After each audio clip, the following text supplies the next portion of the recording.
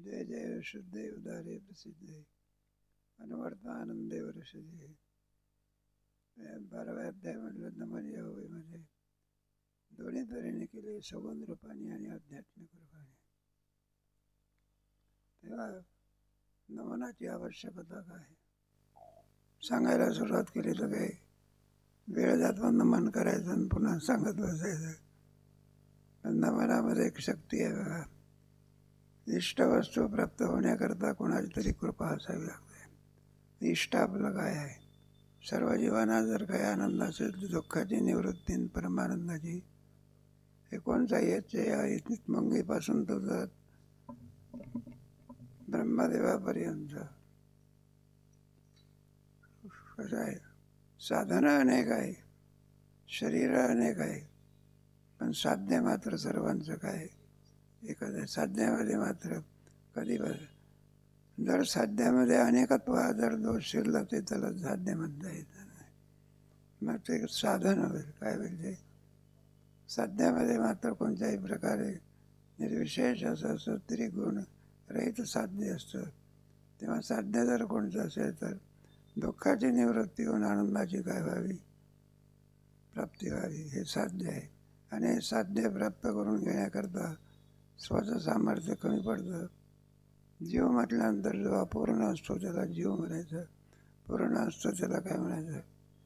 नदी किती मोठी जरी असली, गंगा नदी म्हणा, ब्रह्मपुत्र म्हणा, आणखी असेल तरी पण ती पूर्ण याला प्राप्त होऊ शकत नाही. मग ती अपूर्णच आहे ती. मग तिला जर पूर्ण व्हायचं असेल तर पूर्ण जे असेल त्याला काय झालं पाहिजे, समाज झाला पाहिजे. पूर्ण कोण आहे? परमात्मा. ओम पूर्णमद पूर्णमिदम पूर्णात पूर्णमुदच्यते पूर्णस्य पूर्णमादाय पूर्णमेवावशिष्यते. पूर्ण असल्याचं त्याला देश परिचित नाही, काल परिचित नाही, वस्तू परिचित नाही. अशी जी वस्तू असते तिला पूर्ण म्हणतात. म्हणून पूर्ण जर कोण असेल तर एकमेव आता आहे ना. त्रिदोष आणि निवृत्त असं जर साधन असेल तर समुद्र मात्र कसं आहे, पूर्ण आहे. तर समुद्र किती आहे, कसा आहे, काय आहे हे काही सांगता येत नाही.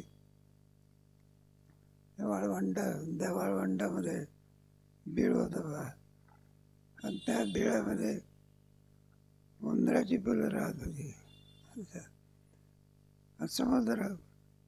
समुद्रामध्ये तुमच्या बेटकुळी असते तिची पिलं राहत होती. तेव्हा पेटकुळीची फुलं बाहेर आली समुद्राच्या, आणि बिळातून कोणाची फुलं बाहेर आली, उंदराची. मग त्यांची गाठ पडली. ते विचारायला लागले, म्हणलं का रे तुम्ही समुद्रामध्ये राहता? म्हणा आम्ही समुद्रातच राहतो, तिथंच राहतो, तिथंच जन्मतो, तिथंच मरतो. मग समुद्र केवढा आहे? आता ती बेटकुळीची पोरं जरा काय माहिती, आम्हाला काय माहिती नाही. राहतो खरं, सगळं काय करतो, पण समुद्र केवढा आहे आम्हाला त्याचं ज्ञान नाही. मग ते उंदराचं पिलं म्हणायला लागले, म्हणलं समुद्र किती खोल आहे? म्हणलं आम्हाला काय माहिती आहे. अरे म्हणलं माझ्या पाया इतका खोल आहे का? म्हणलं किती लांब आहे आम्हाला सांगता येत नाही. ती उंदराची पिलं म्हणायला लागली, म्हणलं आमच्या शेपटा इतका लांब आहे का? शक्य आहे का? कोणतीही उपमा देता येत नाही. तुमचं नाव समुद्र आहे. त्याप्रमाणे आहे ना, जीव त्याची कल्पना करू शकत नाही. आहे ना, जीव म्हणजे अल्पशक्ती आहे, आणि परमात्मा हा सर्वज्ञ सर्वशक्तिमान समर्थ असा परमात्मा असल्यामुळे केवढा कौन पाके तुला कौनाचे के झाला या निवृत्ती करता बोला. नमे विदुत्सर्गणा हा प्रभवम न वर्षय अमादिर देवानाम नरसिंहांचे सर्वशः. अर्जुना माझ्या रथावरती जेवढा मी दिसतो तेवढाच मी असं समजायचं नाही. सगळ्या याचे यावत विठ्ठल जळी स्थळी. बरोबर, आमची व्याप्ती केवढी आहे? म्हणलं हे सगळं व्यापन किती परमात्मा मोठा आहे, व्यापलेला आहे, वेदाला सुद्धा सांगता येत नाही असा असलेला पूर्ण परमात्मा. तेव्हा हे जीवाचं साध्य आहे. जन्म आलो त्याचे आधी सार्थक झाले तुम्ही सांभाळले कृतकृत्य झालो. ज्याच्या आणखी ज्ञानामध्ये जीवात्मा कृतकृत्य होत असतो. इच्छा केली ते आणि तुका म्हणे काळ, इच्छा केली तो पावल इष्टाची प्राप्ती आणि तुका म्हणे काळ अनिष्टाची दोन्ही तऱ्हेने. असं साध्य त्याचं साधन काय. तेव्हा साधन जवळ जरी असेल तरी पण त्याची पूर्णत्व होण्याकरता गुरुची काय असावी लागते, कृपा असावी लागते. विना कृपेशिवाय साध्य प्राप्त होऊ शकत नाही. म्हणून त्यांचं नमन करणं हे जीवाचं काय आहे. इष्टप्राप्ती प्राप्त व्हावी निर्विघ्नपणे आणि साधन शेवटाला जावं हे त्यांच्या कृपेमुळे होत असे. म्हणून ज्ञानेश्वर महाराज आपल्या गुरुचा आणि या 12व्या अध्यायामध्ये गोड असं नमन करतात. जय जय भो शुद्धे उदारे प्रसिद्धे अनवर्त आनंदे हर्षदे. तेव्हा त्या मंगलाचे काही प्रकार असतात. मंगलम भगवान विष्णू, आशीर्वादात्मक मंगल, नमस्कारात्मक वस्तू निर्देश रूप मंगल. वस्तू निर्देश रूप मंगल म्हणजे कोणीतरी एक वस्तू आहे त्याचा अर्थ वसधातू त्याच्यामध्ये आहे, जो सर्वाला व्यापून असतो त्याला काय म्हणतात वस्तू. मावशी वस्तू. तेव्हा ती वस्तू किम स्वरूप आहे तिचं वर्णन शास्त्रामध्ये वर्णन केलेलं असतं. ती सद्रूप आहे, चिद्रूप आहे, आनंद रूप आहे. अशा रूपाने त्याचं ज्ञान होणं याला म्हणतात वस्तू निर्देश रूप मंगल. नमस्कार रूप मंगल.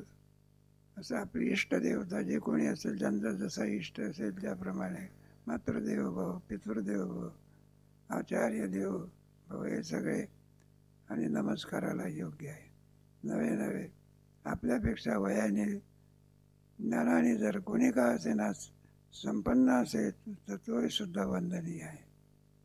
त्याच्यामध्ये परिच्छेद नाही. म्हणजे सर्वांना वंदनीय असलेले त्यांना नमस्कार करणे एवढंच त्याचा हेतू नाही. मग त्यांचं स्वागत करणे. देव सारावे परते, संत पुजावे आरते. नाही तर मग ती दगड जायची हरी मंत्र पुष्प देवाची. देवाले बघतही नाही, विचारतही नाही, याही म्हणत नाही, बसाही म्हणत नाही. भगवान म्हणता माझी पूजा करून राहिले, पूजा करीत नाही तो दगड टाकत माझ्या. मग आम्ही संतोष कसं संत पुजावे आरते. म्हणून अगोदर संतांची पूजा, नंतर सर्वात श्रेष्ठ जर बंधनीय कोण असेल त्याला परमपूजनीय गुरुवर्याला. गृहात निरुपायचे सर्व ज्ञानाचा ठेवा देतात म्हणून त्यांना काय म्हणायचं गुरु. गुरु गिरती सर्व अज्ञान अंधकार निष्ठ करतात म्हणून त्यांना काय म्हणायचं गुरु म्हणायचं. असे या गुरुपदाचे वाच्य त्यांना नमस्कार करणे त्याला म्हणतात मंगल. नमस्कार रूप मंगल. आणि ज्यांच्या आशीर्वादामध्ये सामर्थ्य असते ते त्यांचा आशीर्वाद हित ऐक नवविधा काय बोलले जे भक्ती द्यावे माझ्या हाती. तुका म्हणे तुमच्या पायाच्या आधारे नव्हतरे न करे. मला काय पाहिजे आशीर्वाद द्यावा हाची म्हणून आशीर्वाद हवे. बऱ्याचशा पण केवळ आशीर्वादामध्ये एकलव्याची गोष्ट सांगत तेव्हा अष्टविद्या शिकायची होती. त्याच्यात राजकुमार पोरा अर्जुन तर दुर्योधन तर कोणी सगळे एका ठिकाणी होते. भीष्माचार्याने द्रोणाचार्याला सांगितलं म्हणलं नका कोणती विद्या शिकवा, शस्त्रविद्या शिकवा. क्षत्रियाचं कर्तव्य आहे शस्त्रविद्या शिकणं. म्हणजे शस्त्र आजच्याही काळामध्ये चाललेलं आहे ना. विद्यार्थी सर्व यांनी संपन्न झाला पाहिजे. कोणताही अंग कमी राहता कामा. मग सामर्थ्य असतं पण त्याचा एक प्रतिबंध आढळला बघा. हा आहे आपला दासीपुत्र.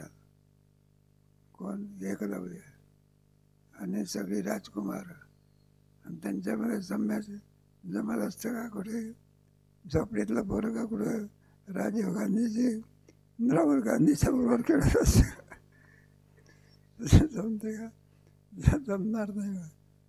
द्रोणाचार्य म्हणायला लागले, म्हटले गुरुजी तुमचा आशीर्वाद पुरे आहे, मी काही तुम्हाला संकटात पडत नाही, कुशल त्यांना शिकवा. मग त्याने काय केलं, अच्छा आडा माणसाचा द्रोणाचार्य कोणाकडे आहे? पांडवाकडे. आणि मातीचा द्रोणाचार्य कोणाकडे आहे ना? तो यांच्याकडे. अर्जुनाचं नाव घेतलं ना. मग आडा माणसाचा द्रोणाचार्य काय पांडवाकडे, आणि मातीचा द्रोणा. माती कुठे बोलत असते का? जड स्वरूप आहे काय त्याच्यात. मग सर्व विद्या आणि द्रोणाचार्य कोणाला द्यायचे? पांडवाला द्यायचे का?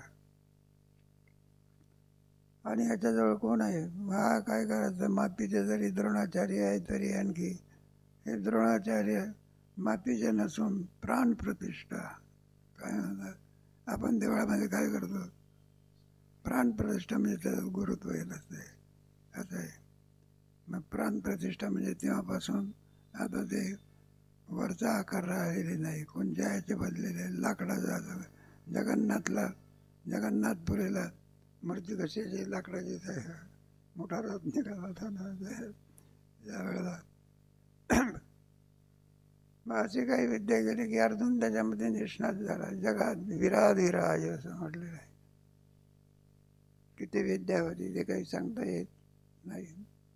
ते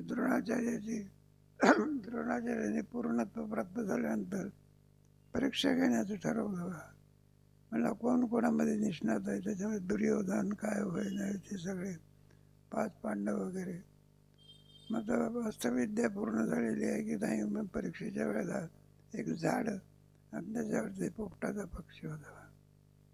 त्यांना सांगितलं, म्हटलं हे पहा, हा पोपटाचा डोळा दिसून डोळ्यात काय मारायचा? बाण मारायचा. मग त्याच्यामध्ये प्रत्येक पहिला मान दुर्योधन मानी म्हणूस पहिला मान नाही दिला तर काय म्हटलं रुसेल की. मग काय करायचं, पहिला मान कोणाला दिला? आणि दुर्योधनाला सांगितलं, म्हटलं हे पाहतो पक्षी आहे, त्याला काय मारायचे? बाण मारायचे. मग दुर्योधनाने सांगितलं, म्हटलं तुला काय दिसते? मला म्हणलं सगळंच दिसते. मला खाली बस ना, कारण अपमान कशाला करू. प्रत्येकाला उठवायचे, प्रत्येकाला विचारायचे तुला काय दिसते, तुला काय दिसते. आणि शेवटी धर्मराज भीम वगैरे त्यांना विचारलं, म्हटलं तुला काय दिसतं? म्हटलं पक्षी दिसतो. तरी म्हटलं बस के खाली. आणि अर्जुनाला विचारलं तुला काय दिसतं? म्हटलं फक्त पक्षाचा काय दिसतो? मला मार की बाण. म्हणून सर्वांमध्ये परीक्षेत कोण उतरला? 50 पैकी 50 मार्क.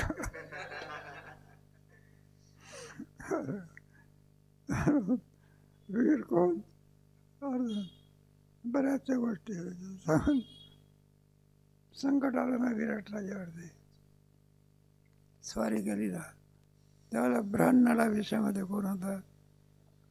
अर्जुन होता. आणि संकटाला पाहतो विराटाचा मुलगा उत्तर त्याचं नाव, आणि तो गप्पा मारायला लागला. म्हटलं मी सगळं संकट परतवून लावलं असतं, किती का असे ना. पण म्हणायला लागले काय रथ आहे, पण रथ हाकणारा काही नाही. म्हटलं मग रथ हाकणारच आहे. मग त्या तिथल्या आणि सांगितलं, म्हटलं काही काळजी करू नका, तुम्हाला ड्रायव्हर पाहिजे का? मुंबईत निष्णात दिलं, हे ड्रायव्हर चालत नाही मुंबईला. खेड्यात पाड्यातला ड्रायव्हर चालतो का? आणि बद्रीनाथला जायचं असलं तर हा ड्रायव्हर चालतो का? नाही तर मग गाडी. काय झालं? म्हटलं ते बाई ब्राह्मण आहे. मग तो उत्तराचा पोरगा म्हणायला लागला, माझी काही चेष्टा करता म्हटलं. बाईची जात तुम्ही सांगितलं, म्हटलं तुला काय करायचं आहे? ते म्हटलं ते त्याला सगळं येते, नाच गाणे येते, वादकही आहे, गायकही आहे.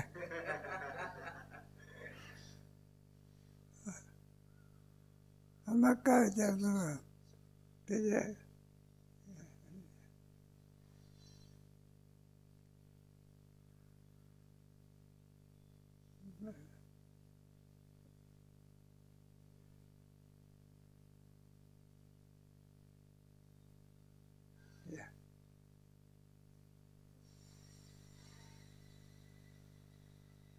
मग त्याच्यामध्ये कळून चुकत असतो बघा.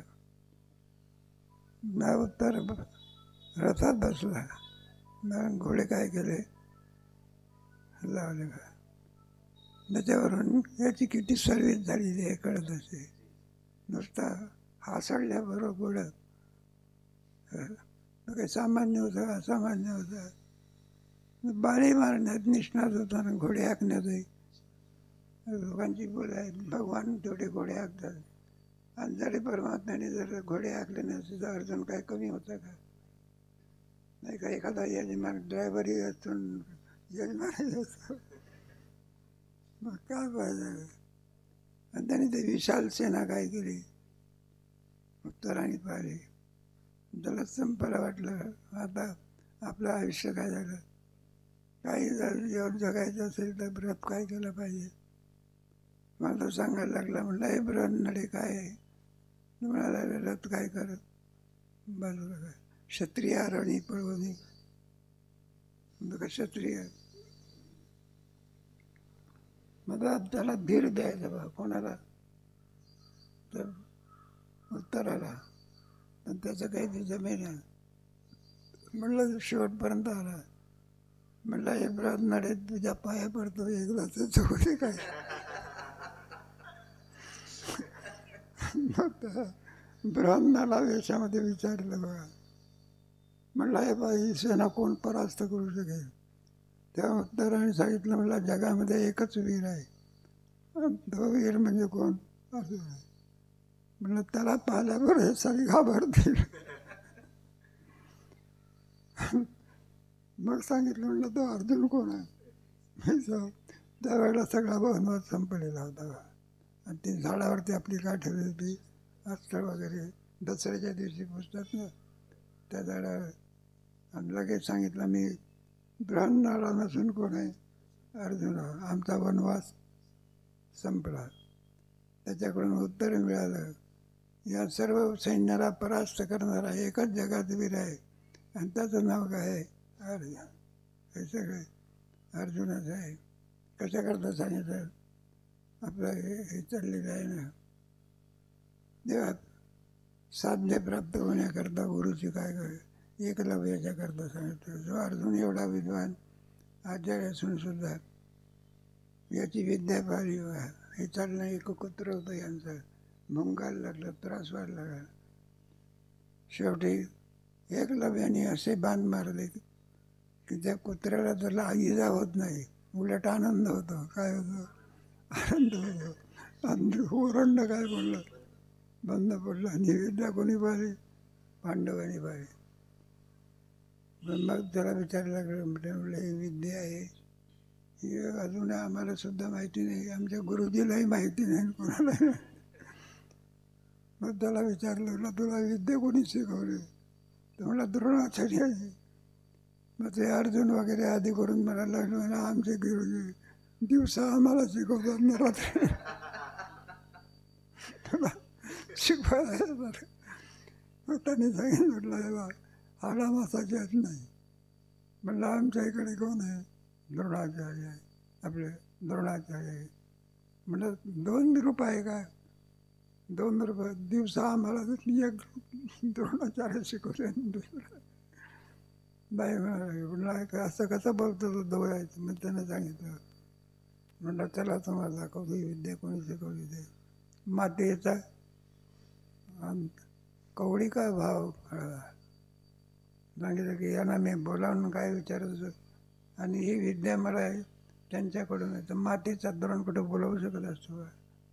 पण कर्तुम कर्तुम अन्यथा कर्तुम सामर्थ्य असल्यामुळे आहे का नाही. दगडसुद्धा काय होतो, ही शक्ती असते बघा त्यांच्या ठिकाणी आहे ना. दगडाला सुद्धा पाया लागला तर बाई होत असते नाही का. अशा गोष्टी आहे. ज्ञानेश्वर महाराज, निवृत्तीनाथ महाराज, सोपान काका मुक्ता वगैरे जायला लागले. वारा धुंदा सुटला, जिकडे तिकडे तिकडे इकडे पडावं का तिकडे.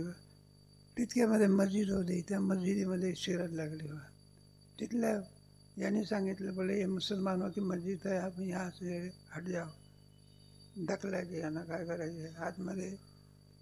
ते म्हणाले की हिंदूची मस्जिद नाही, कोणाची आहे ही, मुसलमानाची. पहिल्यापासूनच चालत आहे, अजून भारत सावधान होत नाही, सावध होत नाही. कोणापासून? इस्लामपासून. इस्लाम कभी मित्र होता नाही.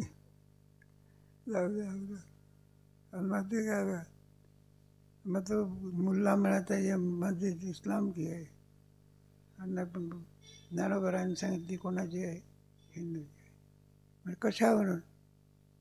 मग आणि ज्ञानोबरांनी वाद आज्ञा करता बरोबर शक्ती दगड बिटा माती बोलायला लागले. मी कोणाची आहे? हिंदूची आहे. दगडालाही बोलवण्याची शक्ती कोणात आहे? आणि चालवण्याची शक्ती काय? चालवली हल्ली होती. ज्ञानोबराला विचारलं, सामर्थ्य आलं कुठून? म्हणे ज्ञानदेव निवृत्तीचा. हे कोणाचं सामर्थ्य आहे? आमचे गुरुजी आमच्याकडून काय करतात? बोलवतात. पूर्ण कृपा म्हणतात. अशी कृपाचं संपादन करून घ्यायचे असेल म्हणून ज्यांच्या आशीर्वादाने पूर्ण जाते म्हणजे मंगल नमस्कार रूप काय म्हणतात? मंगल. आणि त्यांचाच आशीर्वाद आपल्याला काय होतो? मग याचं काय आहे? ज्यावेळेस सेना पाहिल्यानंतर त्याच्यामध्ये द्रोणाचार्य, भीष्माचार्य, महारथी कर्ण, कृपाचार्य म्हणण्याच्यात लाग आपल्याला लागू शकत नाही. म्हणून जर मनात उठतात बघा, आणि युद्ध होण्याच्या पूर्वी त्यांना नमस्कार करतात. द्रोणाचार्यांना, भीष्माचार्यांना, आणि त्यांच्याकडून आशीर्वाद प्राप्त होतात. स्वस्ति श्री मंगलम. म्हणलं तुम्हाला काय या नाही का 100 वर्षापर्यंत तुम्हाला यावत आयुष्य काय प्राप्त व्हावं. हा आशीर्वाद कोणामुळे मिळाला?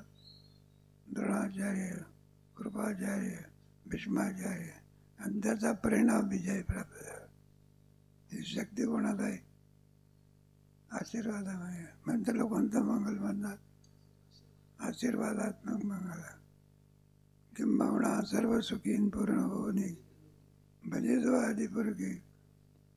म्हणून शिष्याची वस्तू इष्ट वस्तू प्राप्त व्हावी एवढ्यावरती केलेल्या विनंतीवरून आणि जो आशीर्वाद प्राप्त होतो त्या आशीर्वादाला म्हणतात आशीर्वादात्मक. म्हणून नमस्कार रूप मंगल, वस्तुनिर्देश रूप मंगल, आणि तिसरं कोणतं? वस्तू नमस्कारात्मक मंगल. आपल्या वारकरी संप्रदायामध्ये काही व्याख्यान आहे का? हे जोड्याचं उभं राहून व्याख्यानाला काय करतो? सुरुवात करतो. ते व्याख्यान आहे. हे व्याख्यान आहे की कीर्तन आहे? मग कीर्तनाची आपली आलेली परंपरा आजची आहे का अनादी कालापासून आहे? मग काय त्याला काय टोपी घातली म्हणजेच कीर्तन करता येते, बोडकर आलं तर करतात. पण हे आहे ना, परंपरा आहे ना, त्या परंपरेला अजून काय केलं पाहिजे? म्हणून अगोदर रामकृष्ण रिजप, नंतर रूप पाहता लोचनी, पुढे मग अभंगाला सुरुवात, मध्यंतरी सांगितलं विठोबा रखमाई, नंतर पुढे ज्ञानेश्वर माऊलीन, पुढे जय विठ्ठल. आहे ना परंपरा. काय करावी लागते? सांभाळावी लागते ना. वारीची सुद्धा काय सगळी परंपरा आहे की माझी जीवीची आवडीन. पण वारीसुद्धा काही ज्ञानोबरायांनी सुरू केली अनादी कालापासून. आम्ही कापडी रे, आम्ही पंढरपूरचे, आम्ही भगवान शंकर सुद्धा काय करत होते? वारी करत होते. असा इतिहास आहे ना. निघाले बघा भगवान शंकर वारी करतात. तेव्हा पार्वतीने सांगितलं मी सुद्धा आल्याशिवाय श्री हट्ट. ते म्हटलं काही नाही, तुम्हाला त्रास पडू देणार, उलट तुम्हाला भाकरी करून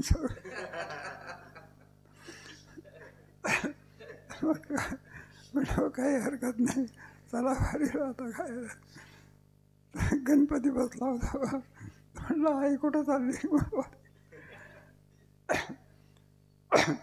म्हटलं मग मी काही एकटा राहू काही ते मुलाचा हट्ट चला म्हणाला. तर नंदी होता. तर म्हटलं सगळेजण चालले मी काही ते चारा खात बसू का. मी सगळे निघाले बघा. आमची कारवारी भरलेली होती. समोर याच्यापर्यंत आले, नामदेव पायरीपर्यंत आले नाही अजून. हे व्हायला लागले आणि पुढे काय होईना बघा. बघा इतक्या गर्दीमधून नदीत जमेच ना बघा. शेवटी काय केलं, म्हणलं हे बाबा तुझ्याकडनं जमत नाही तर म्हणलं मी इथंच थांबतो. नंदी का थांबतो. पुढे मलाला घेऊन चाललंय बघा. चिकार गर्दी. त्या गर्दीतून चंगराची अंगडी झाली नाही ना. चंगराची अंगडी झाली असती तर गणपती गेला. त्याच्याकडनं कुठं चाललं होते का. पण गणपतीने सांगितलं म्हटलं माझ्याकडनं नाही म्हणून पहिला मान कोणाला दिला गणपतीला. तो म्हणा दिला होता. ह्याचा जुनं निघालं बघा मोठ्या मास्टर प्लॅनमध्ये. समोर नंदी होता बघा आणि मोठी हे होती अशी ज्याने ही फोडली बघा मास्टर प्लॅनमध्ये. मग गणपतीचे चांगला. आणि वारीला गेल्यानंतर भगवान शंकराने आणखी पांडुरंगाला पादाबरोबर मिठीच मारली बघा. मिठी मारण्याचा परिणाम असा झाला, भगवंताने पांडुरंगाने उचलून भगवान शंकराला कुठे घेतलं, डोक्यावर घेतलं. अजूनही पिंड कुठं आहे, डोक्यावर. हा वारीचा काय आहे, महिमा आहे. वारकरीची वारी म्हणजे काय, पंढरीचे वारकरी ते अधिकारी. दुसरी साधना करण्याची काय नाही. म्हणलं खरं कशावर पुंडलिके दिला करुणा करे विठ्ठले. असं वारीचं महत्त्व आहे. आपल्या वारकरी संप्रदायामध्ये वारीला फार महत्त्व आहे. त्याच्यात कारण भगवान ज्ञानेश्वर महाराज वारीला जात होते ना. मग ज्ञानेश्वर महाराज जर वारीला निघाले तर किती लोक असतील. तीर्थयात्रेला निघाले लोक म्हणायचे ना तुम्ही लोक वारकरी लोक आगाऊ बोलत असतात. ज्ञानेश्वर महाराजाबरोबर 3 लाख लोक चालत होते ना. असं कुठं असते का. 3 लाख 3 लाख कुठं हात आहे. 5 लाख कुठं हात कुठं ढलपी पडत असते. पण पूर्वीचे जर वारकरी असते तर आज काळात असतात. ज्ञानोबराय निघाल्यानंतर किती इतके निघाले का प्रवेश सुद्धा होऊ शकत नाही. अनेक दिंडे आहे त्यांना नंबरच काय होत नाही. म्हणजे कोणाचं वैभव आहे, ज्ञानेश्वर महाराजांचं वैभव आहे ना. माझे देवीची आवडीन पंढरपुरात मी पुण्याचा रानडे म्हणून मोठे होऊन गेला. आणि वारीला निघाली. पुण्यातून जात असताना चिकार पाऊस आला बा. एक बाई वारीत चालली होती. डोक्यावर बोचकन कडेवर पोर होतं बघा. आणि वरून का चालला पाऊस चालला आणि सामान ठेवलेलं. मग त्या रानडेने विचारलं, म्हणलं बाई एवढ्या अपघात तुमच्या होऊन राहिल्या काय तुम्हाला केवढे आणि एवढ्या या अडचणीतून तुम्ही. म्हणलं जमेल का तुम्हाला. म्हणलं आमची माऊली आहे की मी सांभाळून नेल्याशिवाय. ते म्हणलं काय निष्ठा बार करायची आहे. किती जरी संकट आले तरी त्या संकटाला दमवताना वारीची धारा बंद पडू देत नाही. असे वारीचं महत्त्व जाऊया. हे कसे करता हे सांगितलं. इष्ट साध्य प्राप्त करून घेण्याकरता कृपेशिवाय दुसरा काही नाही, मार्ग नाही. किती जरी आता उपाय वनबसंत आज्ञेचा आयवतंत अमूर्तची बरी मूर्त. किती माळी बाबाने जरी झाड तयार केलं पण त्याला मोहर येण्याकरता काय पाहिजे. त्याचं श्रीगुरूची काय असेल ते आगमी पूर्ण ज्ञान झाले. आणि जर आणखी ज्ञान नसेल, कृपा नसेल तर होऊ शकत नाही. केवळ ज्ञानाने सुद्धा काम बागू शकत नाही. कठोपनिषदामध्ये कथा आहे. नारद काय कमी शिकलेला होता.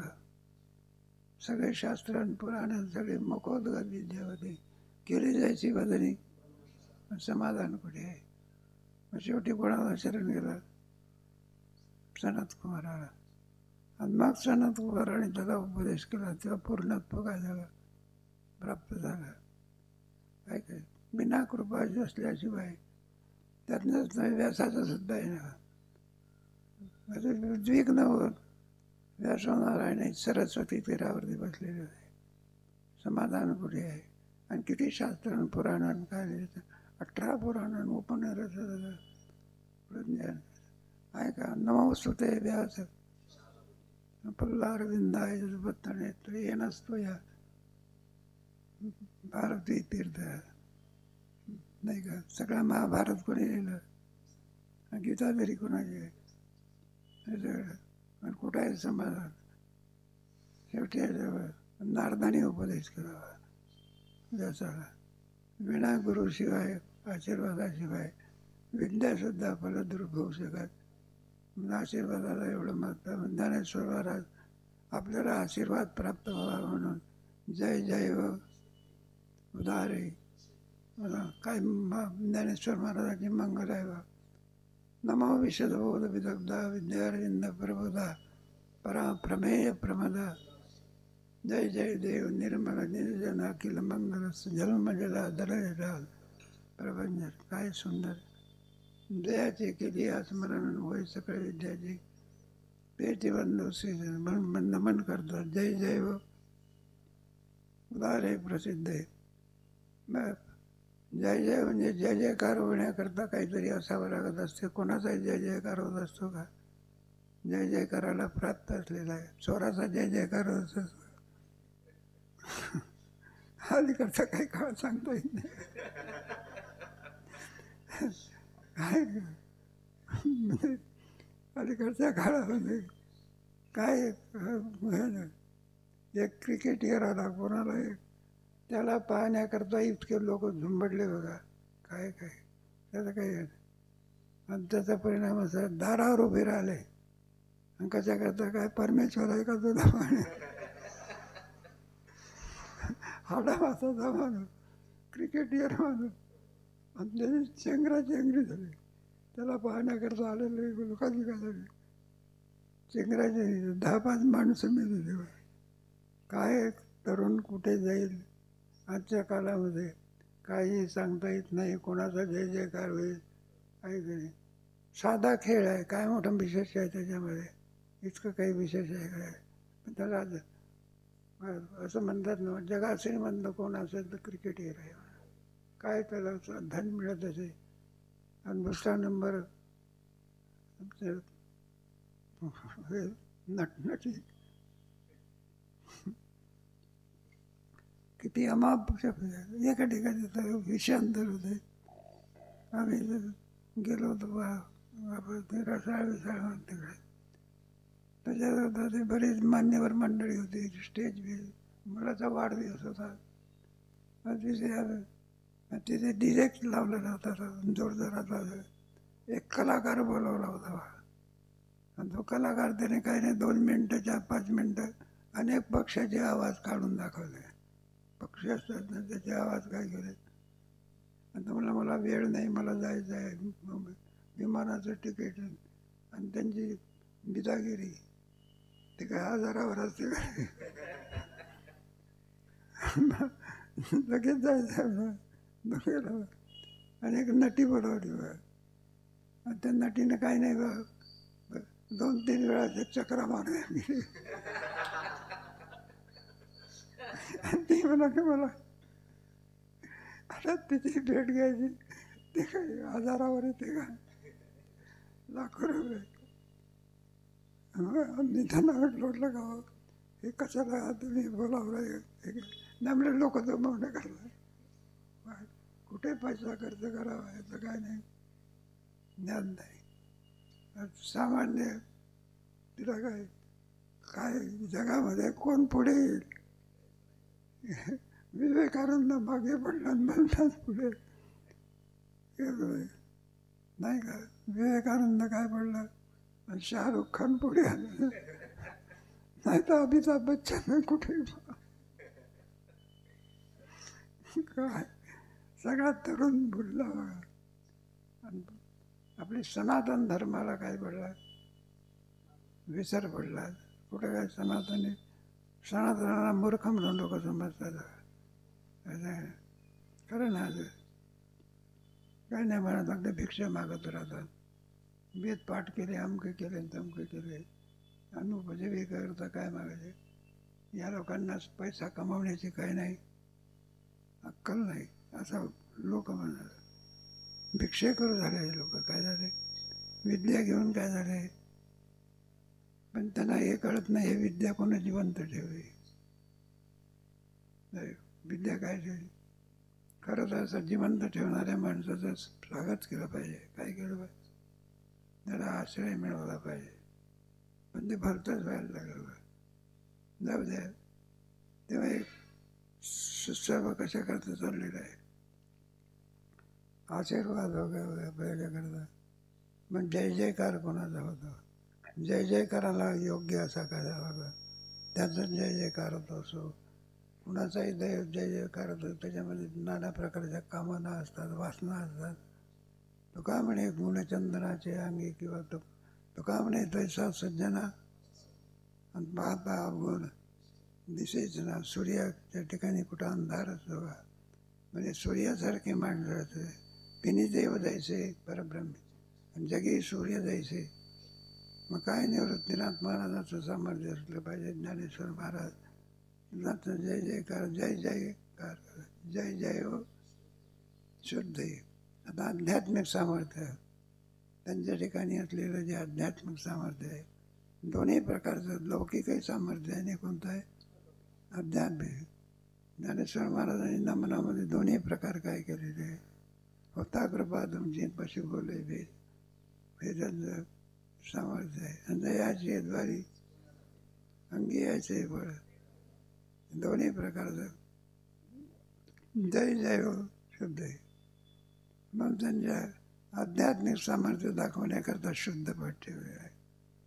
ते दोन्ही प्रकार आहे बघा. काही ठिकाणी जय जय हो शुद्ध असंही म्हटलेलं आहे, काही ठिकाणी जय जय हो सिद्धी असं म्हटलं. दोन्ही तऱ्हात सिद्धे पद लावायचं असेल, जगतामध्ये एकच वस्तू सिद्ध आहे, तिलम तद्ब्रह्म.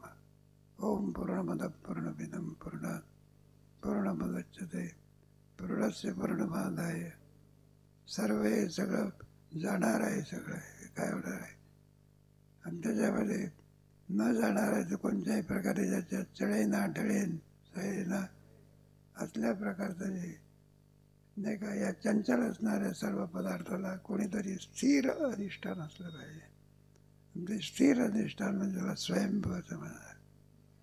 नाही घडविला, नाही बसलेला असं स्वयंभू अधिष्ठान नाही का, सिद्ध सिद्ध असं म्हणतात. जे ज्याला कोणताही विशेषण लावलं तरी काम पडेल, अनादि सिद्ध असणे. त्याचंच नाही, ब्रह्म सर्व व्यापक निरपेक्ष व्यापक अशी वस्तू, तिला व्यापक म्हणतात. ब्रणात ब्रुई वृद्ध असं धातू आहे. आणि त्या धातूपासून सगळं व्यापक असलेली वस्तू असं व्यापक असलेलं तत्व त्या क्रियापदामधून ब्रह्म हे नाम म्हणून त्याला काय म्हणतात? ब्रणात ब्रह्म, निरपेक्ष व्यापक असं त्याला सिद्ध पद म्हणतात. देश परिचय, काल परिचय, वस्तू परिचय, कोणताच परिचय लागू शकत नाही असं असणारं जे तत्व त्याला सिद्ध या पदाचे. दुसरा शुद्ध जर आपल्याला घ्यायचं असेल, पवित्रता. जगतामध्ये पवित्र आहे, गंगा आहे, काशी आहे, हिमालय आहे. ज्ञानेश्वर महाराजांनी तिन्ही घेऊन टाकले आहे. परंतु त्याच्यामध्ये उणीव आहे. काय आहे? काशी आहे पण तिथं देव पडावा लागतो.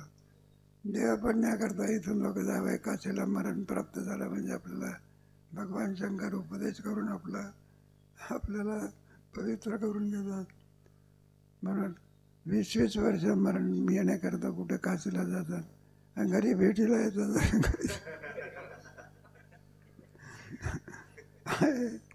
हा तो आहे काय परिचय चला आहे.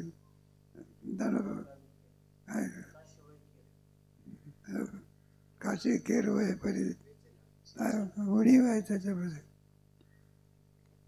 बरं गंगा घेतली नाही, पेढीचा पाप होता आपण तो किती आमच्यासारखा माणूस स्नान करायला गेला आणि डुबकी मारायला गेला तो जिवंत नाही गेला. आम्ही गेलो होतो जे पण आपण नाही का सगळे स्नानाला गेले.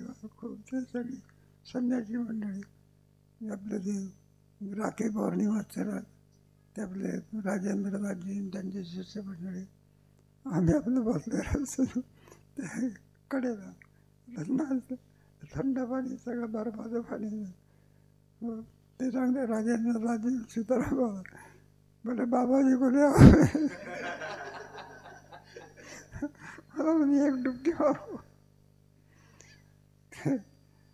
काय काय पण त्याच्यामध्ये काय पूर्णत्वामध्ये काहीतरी सर्वच त्याच्यामध्ये भाग घेऊ शकत नाही. गंगा झालं, हिमालयाचा प्रश्नच नाही. कोणाकडून हे सुद्धा केदारनाथची वारी वगैरे असते का? शक्य आहे का ते? मग सर्वांच्या करता ते नाही. म्हणजे सर्वांच्या करता पवित्र करणारं क्षेत्र पवित्र सोहळेल ज्यांचा आवडता देव खंडित प्रेमभाव. संत इतके पवित्र गोर आहे. भगवंताच्या ठिकाणी सुद्धा पवित्रपणा आला तो कोणामुळे? आमच्या भक्तामुळे आहे. चरणीचे रजबंदी धावत चालती देव इच्छी राजा, चरणाची माती धावत चालती. ठिकाणी सांगितलं म्हटलं देवापेक्षा जास्त आहे. म्हणलं देवाच्या चरणामध्ये केवढं सामर्थ्य आहे. काय करेल? शिळा होती मनुष्य झाली आणि थोर कीर्ती.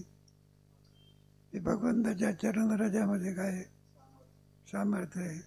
नाही मात्र तारेली आईल्या शिळा. नुसतं कण लागता बरोबर का झाला. म्हणजे याहीपेक्षा तुम्ही संतांचं पवित्र अधिक सांगता. म्हणलं हे पहा आहे तुझा उद्धार करतात, पण आज लौकिक उद्धार झाला कोणता, पण कायमचा उद्धार करण्याची शक्ती देवाच्या ह्याच्यात नाही. मग संतांच्या ह्याच्यामध्ये त्याचं जीवत्वच नष्ट करतं. याला उद्धार म्हणा. जय जय हो. पण देवापेक्षाही सुद्धा संतांच्या चरणराजामध्ये अधिक. चरणीचे राजबंदी सोळ पाणी. ते नामदेव महाराज म्हणतात देवा पुढे चला पुढे चला, तरी देव काय करीत नाही. मला का चालत नाही म्हणत. नामदेवाच्या पायाचे राज कुठं राहिला. इतकी शक्ती जर कशामध्ये असेल. मग एवढंच नाही, किती अपवित्र वस्तू असू द्या, ज्याचा संबंध लागल्यानंतर त्याला पवित्र करण्याची शक्ती संतांच्या राजामुळे आहे. किती कसाही दगड असू द्या, लोखंड असू द्या, जग गंजलेला असो का काही असो, पण परिसाचा स्पर्श झाला तर शुद्ध सोनं तयार होतं. तसे ज्याला परिसाची उपमा सुद्धा काय करतात. परीस काय करेल? सोनं करेल, पण परीस होतो का तो? पण संतांच्या सभाचा कृपा कटाक्ष न्याहाळे आपले पदी पैसे बाप रखमादीवर विठ्ठले. ज्या बोधामध्ये असतात, ज्या सामर्थ्यात असतात, तोच बोध आणखी त्याला कृपा करून काय करतात. एवढं सामर्थ्य जर कोणामध्ये असेल तर कंधारकर महाराज सांगायचे बा, अपवित्र मनुष्य आणखी एखादा तुपाचा मोठा गडा आहे आणि त्याच्यामध्ये थोडं जरी राखेल पडलं तरी तो गडा तुपाचा राहत नाही, कशाचा होतो. असा दुष्ट मनुष्य जो असतो तो स्वतःच सुधारत नाही, पण दुसऱ्याला दुष्ट केल्याशिवाय. पण संतांच्या राजामध्ये किती पापी असू द्या, त्यालाही सुद्धा पवित्र करण्याची काय वाट पाड्या कोळी करू. आणि त्याला काय केलं? वाल्मिक ऋषी केला. हे शक्ती कोणात आहे? संता. म्हणून त्यांचं सामर्थ्य पण त्यांचं अर्थ काय होतं? जय जय जय जय हो. ते उदार आहे. उदार त्याच्यामध्ये उदार हे प्रसिद्ध आहे. अनवडता आनंद आहे. किती संत उदार असतात. त्या उदारतेमध्ये घ्या तुझे उदारे जाणो देताना मनसी पात्र पात्र. ते उद्धार आमचे नत्व वगैरे सांगायचे. दान देणाऱ्यामध्ये काही प्रकार पडतात. आणि ते एक कनिष्ठ दान, एक इच्छेनुसार दान आणि एक अपार दान. कनिष्ठ दान म्हणजे एखादा कोणाशी आणि सप्ताह करता काहीतरी देणगी मागायला आला, काही चांगल्या कार्याकरता देणगी मागायला. मग तो साहेब तुमच्याकडून आम्हाला अपेक्षा आहे की काय मिळाले? 5,000 मिळाले की. मग साहेब म्हणत असतो, म्हणलं 50 रुपये दिले तर जमणार नाही का? म्हटलं तुम्हाला शोभत नाही. ते काय नाही म्हणायला लागले. किती मिळाल तुम्हाला? जास्त आग्रह करू नका, नाही तो ते मिळणार नाही. याला कोणतं दान म्हणायचं? कनिष्ठ दान. मागणी केली 5,000ची, युद्ध तो केली, म्हटलं येण्या जाण्याचं भाडंच निघालं. याला कनिष्ठ दान. आणि इच्छेनुसार दान म्हणजे जे मागेल ते देणारा, त्याला कोणतं दान म्हणतात? 5,000 मागितले काय हरकत नाही, 5,000 घेऊन जा. एकनाथ शिंदे 5,000 दिले, भरपूर. शिक्षकाला 51,000 दिले. याला इच्छेनुसार दान. आणि अपार दान म्हणजे याचे मागतो 1 पट आणि देतात 1000 पट. याला काय म्हणायचं? अपार. नाही का? गाव सोनियाचा दिला का? मुष्टीभऱ्या पोयासाठी मन केले हळवटी, मग त्या सगळ्या सोन्याचं काय करून टाकलं. याला कोणतं दान म्हणतात? अपार. असं अपार दान देणारे कोण आहे? संत आहे. आपण सारे के करते जात का, ज्या याच्यामध्ये राहतात तसं अपार दान देणार. त्याच्यामध्ये सगळे दान येतात. ब्रह्म या पदामध्ये सर्वाचा काय होतं?